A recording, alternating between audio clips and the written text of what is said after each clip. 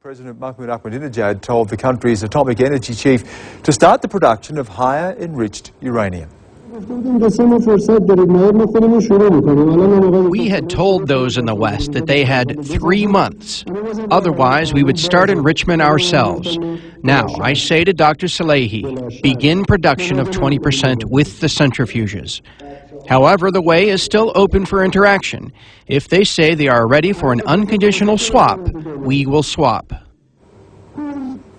Well, the US and Western allies have been pushing for another round of UN sanctions, but China and Russia have always balked. CNN's Matthew Chance joins us from Moscow. And any word out of Russia, Matthew, about this latest toing and froing?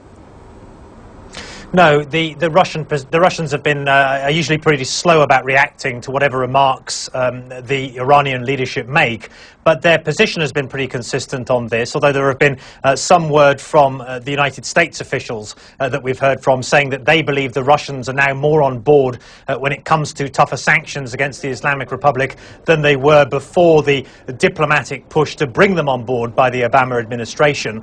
The message we get from the Kremlin is very much that because of the various interests they have in the Islamic Republic, the Russians do not particularly want to see an extremely tough sanctions regime against Iran. And so them, along with China, are still the obstacles when it comes to the Western powers passing tougher sanctions at the United Nations Security Council, Stan.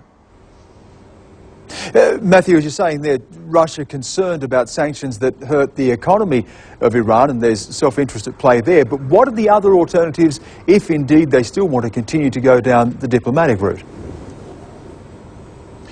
Well, I think those alternatives have to be laid out for the Russians to comment on them. But certainly what's being discussed by those countries, namely the United States, Britain, France and Germany, others as well, that want to see tougher measures against the Islamic Republic are economic sanctions, sanctions that would potentially try and target the economy of Iran rather than the people of Iran. There's also been talk of individuals within the regime in Tehran being targeted by specific sanctions. But again, all of these have led to individuals, leaders in Russia and China as well, to balk at the prospect of tougher sanctions because they have these very close diplomatic ties and very deep commercial interests with Iran at this point, Stan. Matthew, as always, thank you very much. Matthew Chance joining us live there from Moscow. So how does uranium enrichment work? Uranium has to be processed through a series of steps. First, mined, milled, converted, and then enriched. That's the crucial part because through enrichment, uranium can create a nuclear chain reaction, either for fuel in nuclear power plants or for nuclear weapons. One common way to enrich uranium is using a centrifuge, a container that spins uranium gas at very high speeds. The enriched uranium is collected and fed into another centrifuge, and the process is repeated over and over. To work in a nuclear reactor, uranium has to be enriched from a natural level of 0.7% increased to at least 3.5%, while weapons-grade uranium must be much higher, around 90%.